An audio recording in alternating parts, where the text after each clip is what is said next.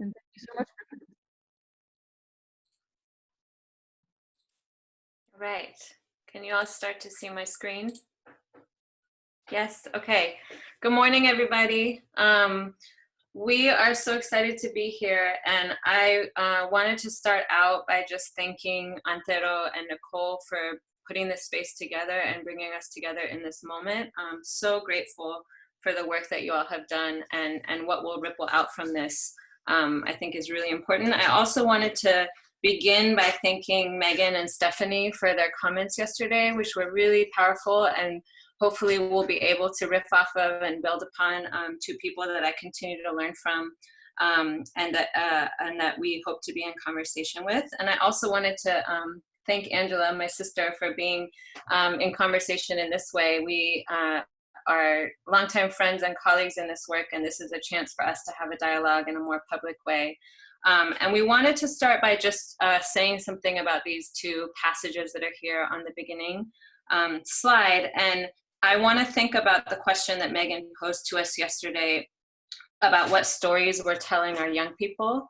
And I thought with that question as we thought about how to start, and I thought about what has come to me in working with my students in this time, and what I have found to come forward in thinking about what I have felt my students need to hear. And one of the quotes that quickly came to me a few weeks ago was this passage from Arundhati Roy, where she says, "Another world is not only possible, she is on her way. On a quiet day, I can hear her breathing." And I have found myself sharing that with students and saying something like, "I can hear her breathing louder now." And I have also found myself saying, we need to learn how to hear her breathing. And part of the reason I think I've said that with my students is because I sense their real wrestling with despair in this moment in relation to the kinds of violence and inequity that are both being revealed and being reproduced. And my sense as an educator and as a mother and as a human of the need for a real felt experience of kind of radical hope and agency in this time, and the importance of feeling in our bones a sense of radical hope and agency. And with that, we wanted to look at this second passage from Robin Kelley, from the book Freedom Dreams, where he says, "We must remember that the conditions and the very existence of social movements," and as educators, we might put their educational spaces or liberatory educational spaces, "enable participants to imagine something different, to realize that things need not always be this way. It is that imagination, that effort to see the future in the present, that I shall call poetry or poetic knowledge." And so we wanted to start by offering this way of hearing from Arundhati Roy and this way of seeing from Robin Kelley as we start to dig into the idea of educational imagination. And one way to see what Angela and I are hoping to be in dialogue about during this time is digging into what we mean by imagination and what it can look like to practice that kind of imagination in this moment. And the way that we've organized the talk is to share with you 3 questions that came to us in our dialogues that we're hoping to offer some thoughts about as we move through the presentation. Good morning, everyone, and thanks for getting us organized, Shirin. I just want to reiterate that the two of us and other friends and colleagues of ours have sort of created a habit of these kind of kitchen table, now video conference table dialogues about what we're thinking, what's on our minds and hearts. And so that's the practice that we engage in regularly and that we bring to this moment. And in that process of dialogue, we started to really think through these notions of historicity and futurity and the tensions there. And we were feeling, as we were taking up the questions that Nicole and Antero have posed for us, that there's a sort of a way in which we're out of balance in our methodologies and practices for thinking through these relationships, and it raised concerns with themes like erasure and imagination. And so that's the place from which we started to pose this question, which I'm going to give to Shirin to open us up.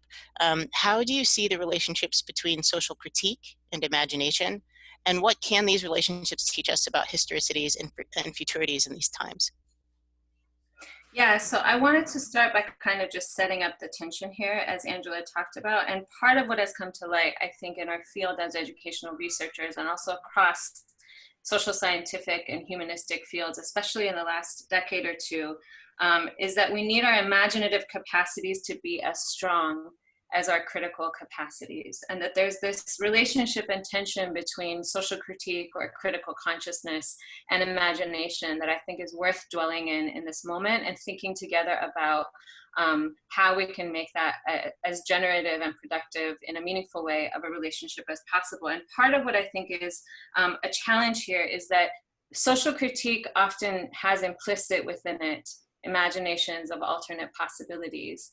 And political imagination often has implicit within it various forms of critique. And so these are really dialectically related in all kinds of ways. But we wanted to think together about the tension that emerges when our critique is stronger than our imagination.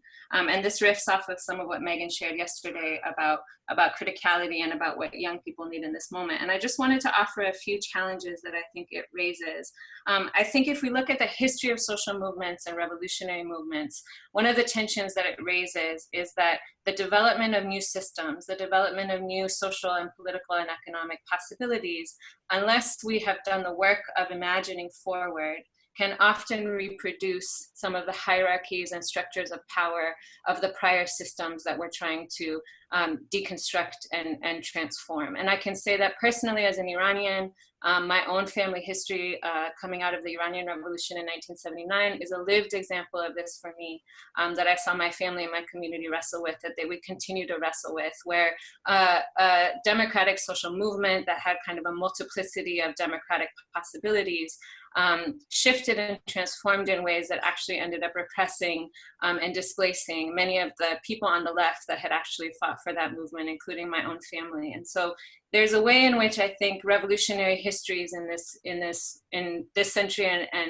and across time can become instructive in the ways that this tension manifests. And closer to home, perhaps, I think Paulo Freire and the traditions of critical pedagogy also were wrestling with this in their own ways and trying to think about how our work is not just to replace the content of education with critical ideas, what some might talk about as counter-hegemony, but that our work is actually to reimagine the relationships of teaching and learning itself towards the kinds of relationships that we're trying to bring into being. And if we think about the audiences that a book like Pedagogy of the Oppressed was writing towards, one of those audiences was revolutionary educators who might reproduce banking education towards quote unquote critical ends.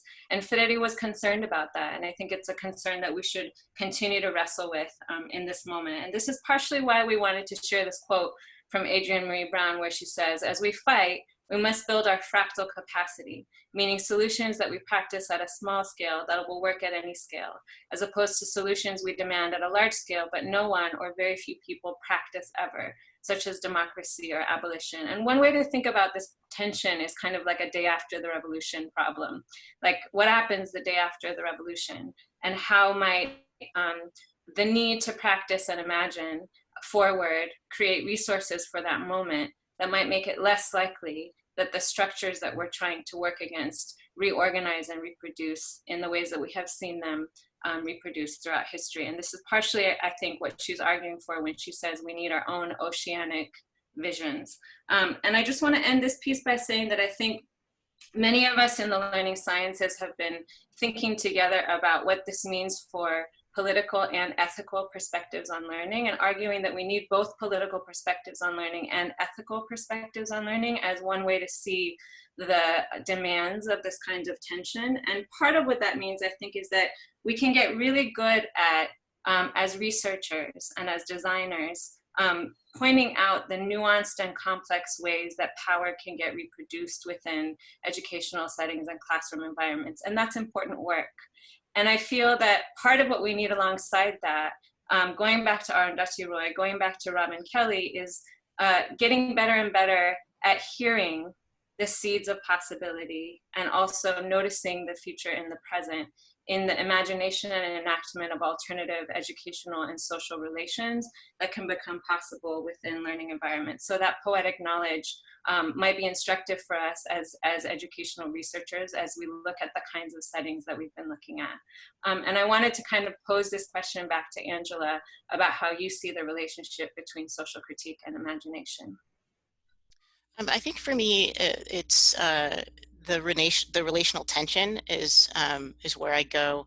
And as we were talking over the last several days or couple of weeks about this, I, as a musician, started to think through what can I see with tensions, and we've thought a lot with tensions.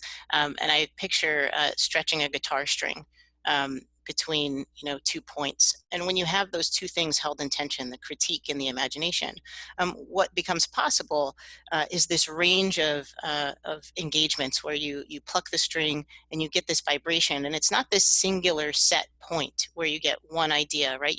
You get this motion, and that's what I'm trying to see. I think when I think back to my early days learning methodologies as a graduate student and thinking about things like like with the 2x2, right? And that could be a very useful way to plot a set of ideas in different quadrants.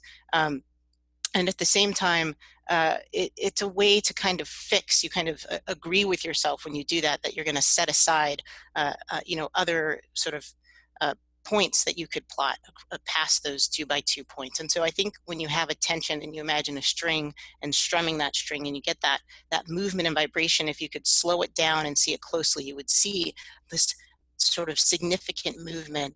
And that aligns really well for me with the thinkers that have helped me look ahead. I think, as you know, Shirin, I've been teaching this quarter a lot with Miles Horton and Paulo Freire and Augusto Boal, and thinking and writing a lot with Ella Baker, and those thinkers, those teachers, those organizers, those humans in practice, really, I think, emphasize, this importance of working through solutions together.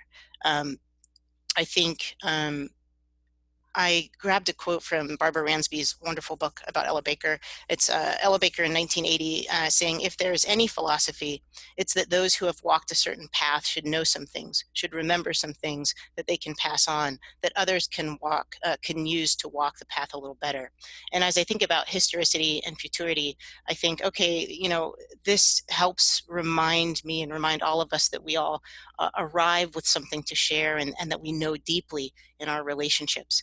And at the same time, Baker was really resistant to sort of the profession of teaching, the disciplining that came with that kind of top-down approach, expert approach to knowledge, and was very much committed to recognizing and holding space for people to find their own ways, to move away from dogma, to find the best ideas that they had, and to be guided by them, but not to practice them as this sort of rigid, dogmatic engagement in how to be in the world.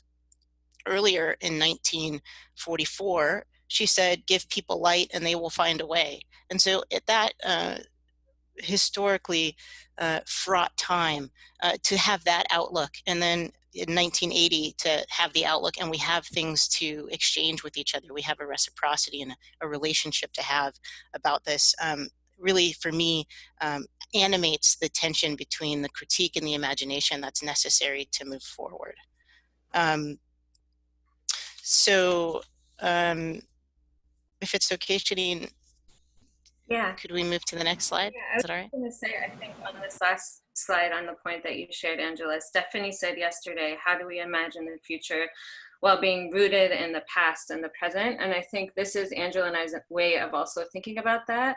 And I think that if we imagine forward from a blank slate, then we're likely to engage in forms of erasure and cut ourselves off from these really powerful historical examples of alternate models of life and relating, but also of efforts at resistance and change, like the ones that Angela mentioned, that can be really instructive in this moment. And I think there's a relationship between that historicity and a multiplicity in our imaginings. And I think that the ways that these systems have gotten reconstructed is through a singularity of revolutionary imagination. And I think that's something we need to contend with as something that has reproduced various forms of violence and repression, even on the left. And how do we kind of push towards a multiplicity of imaginations as one way to avoid some of those challenges that I think we have from the historical examples as well. And I wanted to shift to our second question. So our second question is, how then, with this history in mind, might we reimagine learning towards just futures? And I want to pose that to Angela, and I want to say something about how we're thinking about this question. What we're thinking about this question is, we need to rethink what learning could be, rather than getting everybody better access to what learning has been as narrowly defined. And we feel like that's an important distinction. And part of what's been instructive for us is Michelle Alexander's work, drawing from Dr. King in many ways and arguing that part of what we need is a revolution in values, based on her work as a civil rights attorney and her work around prison abolition. And in our case, borrowing from those ideas to think about this question as tied to a revolution in values and how we understand and design for human learning. So I wanted to set it up that way and ask Angela to share a little bit about how she sees the need for us to reimagine learning. I think, this conversation, this question led us in a lot of directions, both the immediacy of our current circumstances and our approaches as scholars, our lives as parents and families and people in a lot of very both familiar and unfamiliar conditions. And it raises for me this I don't know what I'd call it, this feeling I have about the old and the new. There's so much in our world as professional scholars striving toward new knowledge, and at the same time that old problems don't get solved. And so we got into this conversation about the old and the new. And my orientation increasingly when I'm headed into a space I can't totally discern is to look for old tools and repurpose them for new moments. And that comes for me from my grandmother, who's pictured here. My grandmother and my grandfather up on the screen on the left, Annie Will Alexander Harris, and my grandfather, William Benjamin Harris Sr. These are my mom's parents. And I spent a lot of my life, all my summers in Mississippi with them. And my grandmother has been both of them, but my grandmother in particular has been on my mind a lot as I write. I've been actually writing with her and her knowledge and how that came through to my family. And she used to say this thing to us. She used to say, take what you have and make what you want out of it. Whenever you would run into a challenging moment when you couldn't quite see where the future was going, where you wanted to go in the future, this is what she would say: take what you have and make what you want out of it. And everyone would pick it up. I've heard it my whole life. My mom has said it to me. My dad has said it to me. I've said it to my kids. And it's really an instructive pedagogy in the sense that it can be invoked consistently at any age. You could imagine running into a moment and having someone you love and care about say, take what you have and make what you want out of it at age 5, at age 45, at age 75. And undoubtedly what you have in the moment is going to change, and what you want to make is going to adjust and be a little bit different. But that adage says you have within you what you need to accomplish it. And the reason I raise it here in terms of these tensions with the old and the new is that I think as we think about relationships and solving tremendous and old, deep, rigid problems, it's this fluidity that in a moment we have the resources we need to act that really speaks to me. And in some of my writing, here's what I've said about this as a developmental logic. Because one of my concerns about just futures is the idea that there's a developmental logic that fixes a normative example of that. And I want to keep that multiplicity, that vibration I mentioned with the string in play. And take what you have and make what you want out of it is not imposing. I want to make 2 points about it, if I can quickly. One is that it is not immune to misuse. You could certainly misuse it with tone, right? You could say it in a rude way or in a way that implies you don't believe in someone, and yet it carries within it something kind of unassailable. And it says, this is a moment of becoming. And there's no doubt that you will become what you need. At the same time, there's no abandonment. You're not alone, nor will you be alone as you get on with it. I could picture this being said to me, my grandmother with her back turned at the stove or at the sink, and just kind of, it just kind of comes out quickly. And yet I knew I was never abandoned in those moments. I was supported. You know, it was to say that you're guided in all forms, shapes, and sizes and manners of experience. They will be present for you as needed. But the first steps are yours to take, and the choice here is for a resonance to build. Your instinct and your knowledge are affirmed such as they are, and your development is never a question, regardless of where you begin. And so for me, that opens up the possibility while allowing for the justice of becoming more yourself to emerge, and yet to be held in community. And to me, this is a kind of act of exchange that is really, really important. And so the second point that I want to say about imagining towards the future is this, about this balance, this question of what I've been thinking with for a long time is what I describe as in-stage and on-stage approaches to learning. And if you've been around me at all, you've probably heard this from me. But if I take an in-stage, a sort of description of learning, one that I think is overemphasized in the present, that has a sort of it's there's a word that you used earlier, Shirin, that I'm forgetting. I don't know, maybe I didn't. I thought I wrote it down. Oh, well, lost it. But it's out of balance, and it's too strong. And it's this notion of in-stage learning as a demonstration, and it's a social pattern maintenance activity.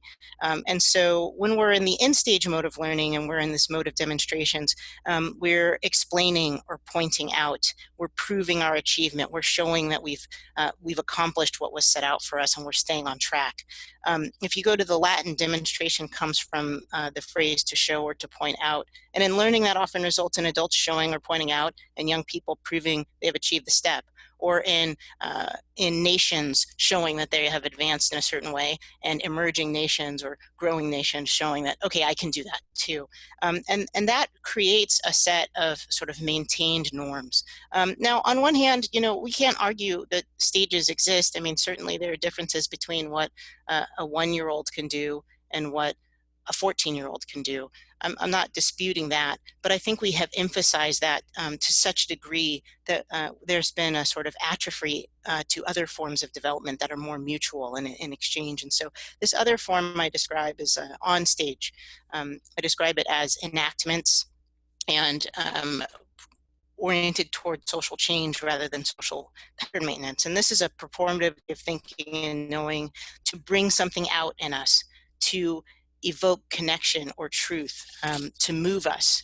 And to enact means to represent on or as on stage, and it implies an audience, a kind of reciprocity. Someone is engaged in your development with you. So when my grandmother said, take what you have and make what you want out of it, she wasn't disappearing from my presence. She was inviting me to perform, inviting me to bring my imagination forward and enact it, so that she could be present and engaged with it and be a part of it with me. And so I think those ideas, for me, are sort of crucial in thinking about futures. How do we bring more of that on-stage enactment kind of learning into our environments, and how do we use that to really address these persistent challenges that still need attention and commitment? One of the things that I hear in what Angela's sharing that is part of my doorway into this question of how do we reimagine learning in this moment towards just futures is that I think we have seen over the last decades in particular a kind of singular discourse, a public discourse around education that is largely tied to the economy, that is that the ends of education are about workforce development and global economic competitiveness. And I think part of what we need in this time, riffing off what Angela shared, and also this idea of a revolution in values, is an ethical language of learning, an ethical public discourse of learning that regrounds learning towards ethical ends, rather than just towards economic ends. And I hear that in the kind of in-stage, on-stage distinction that you shared, Angela, and the story about your grandmother. And I just want to use that to share a couple of thoughts about this question. And then I think we'll probably close by just maybe posing our last question, because I know we want to have some time for question and answer. But what I wanted to share, this is a picture of my dad and my daughter. And the reason I wanted to share this picture in relation to moving away from economic discourses of learning is that I think there's a deep connection between the potential restoration of intergenerational relations that we're seeing in this moment. It's kind of a forced push, but I think it creates an opportunity, as Megan was talking about yesterday as well, of regrounding learning in family and regrounding learning in intergenerational relations. And I think there's a relationship between our largely economic discourses of learning and values and the anti-elder, kind of anti-child ideologies that we have been wrestling with and that are amplified in this particular moment.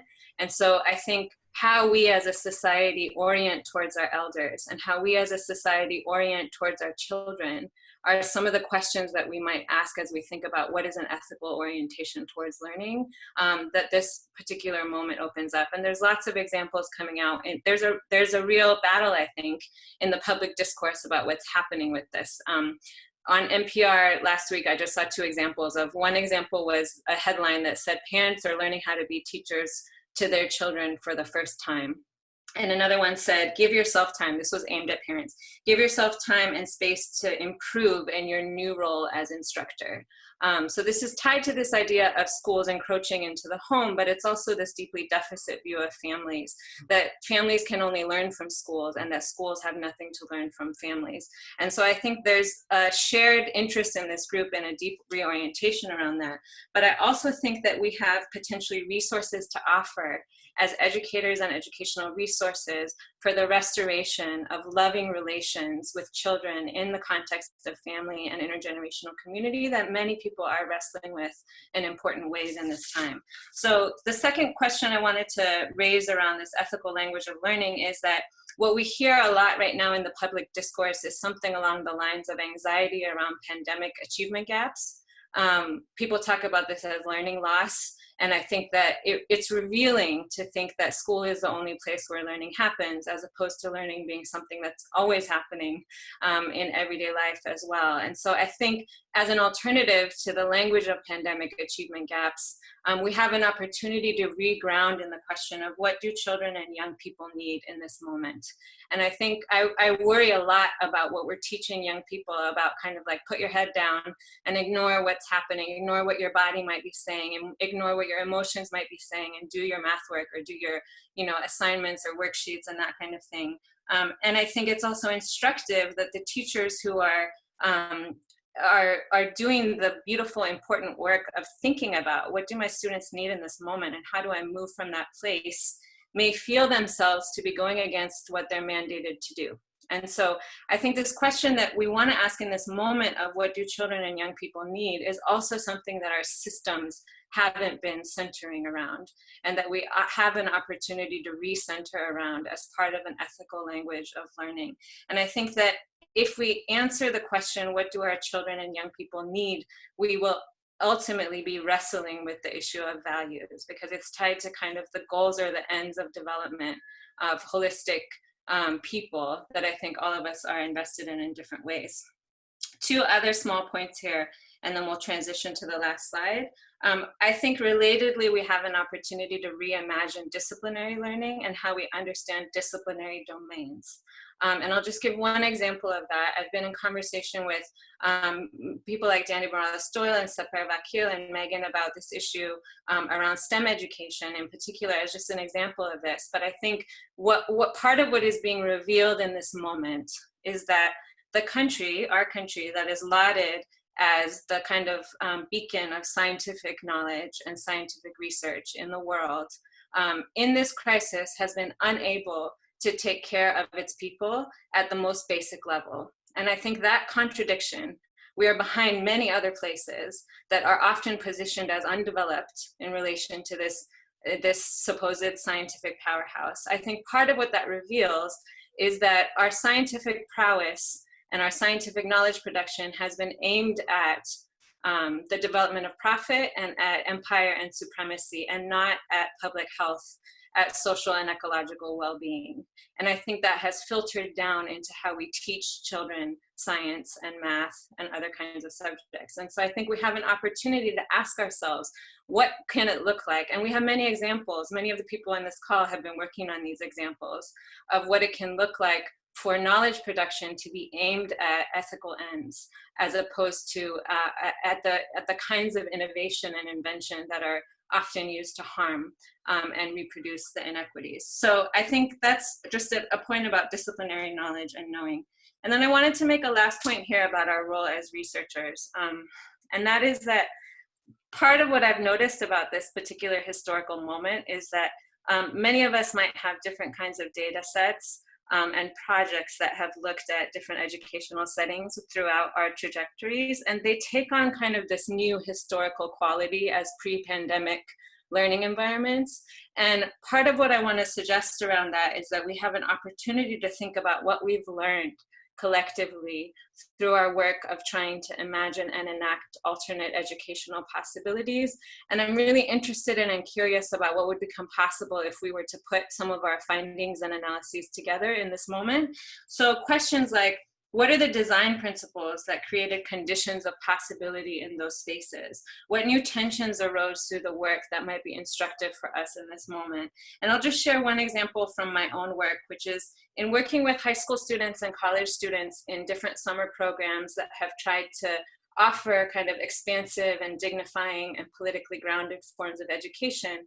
One of the things that's really struck me, and I've been thinking about this a lot, especially the last couple of years, is how to make sense of the fact that students who may have had, who narrate their own K through 12 trajectories as not always or not very often offering opportunities for real thinking, for real learning, but often positioning them to do school in ways that don't feel connected to their lives or their communities. And everybody can name the exceptions, right? So it's important to note that, like, most students have had some experience of an exception, of a powerful teacher who negated that. But many narrate these kinds of experiences of going through schooling and being trained to do school, but not necessarily engage deeply in thinking and learning in the ways that get opened up in these other kinds of spaces. And what struck me often is how willing they are and how open they are to doing it when they get the opportunity. And I see people shaking their heads, and I think, you know, when people arrive at experiences where there's a kind of intellectual respect, and to borrow from Maxine McKinney de Royston's work, a kind of politicized trust, I think the fact that many young people are really willing to go there should be instructive for us and tells us something about what they're sustaining and about what their desires are arced towards that might be important for us as we think about what could become possible out of this moment. So I wanted to share those insights. Angela, I'm wondering if we, thinking about time, if we pose this question with your slide and then maybe open it up, or however you think, if you want to share a few thoughts here as we close. I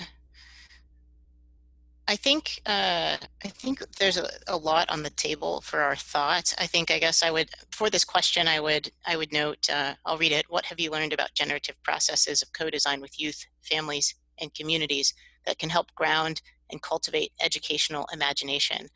And I really want to emphasize here that we don't mean schooling imagination. We don't mean homeschooling imagination. We mean educational imagination. And this notion of how do we imagine together is a place where I think there's a kind of confluence of these important points that you're making, Shirin. The move toward repair and care and our relationships with each other, the value systems that get expressed in the infrastructures we build, and then sort of what gets erased in that process or made invisible. And I think a couple of maybe closing ideas around practice with that in mind that are coming up for me are first that I recognize that in so much of my work, my emphasis has been very much in a sort of humanist framework and orientation, and I'm really spending so much more of my time now thinking in terms of diasporas and indigenous relations with land, notions of human, non-human relations that so many of our colleagues are helping us conceive in this moment and in the work that we do. And I think one of the things that Robin Wall Kimmerer does for me, as I read her work carefully, is she helps me think about and see a different kind of relational scale and where we have sort of atrophied in that relational scale. And it goes back to Adrian's opening quote that you have on the second slide. I think there is this notion of planting seeds, but there's also this notion of creating seeds that allow us to reconsider and redesign and imagine what our relations of contribution and connection are with one another. And so some of those exist in our histories and our practices that we've received and that we've developed, and some of those are things that we'll need to make together. I guess the last thing I wanted to say about this was a dear friend of mine, Kendra Montgomery Block, who works at the Sierra Health Foundation, was reminding me. I was lamenting some of the networks that I had lost in moves in my life, and started to realize that, okay, I haven't really lost these networks, but I'm not as in the same proximity as I had been to them. And it makes me think about preparation, because people that I met in my 20s who were doing the youth and community organizing work together with me are spanned out across the country and the world. And because of our what we planted together back then, now we're connecting with each other, and those networks of preparation to respond to conditions becomes more visible. So I think part of our educational imagination and practice is also about recognizing how we're prepared, what we've prepared for, and who we've woven connections with that allows us to actually be at the ready for these moments of revolutionary change and redesign. So I think that's what I wanted to add there. And I think we have so many tools through Theater of the Oppressed, through collective organizing, through freedom schools, right, that show us how to organize this work together and organize the conditions where we can make these exchanges.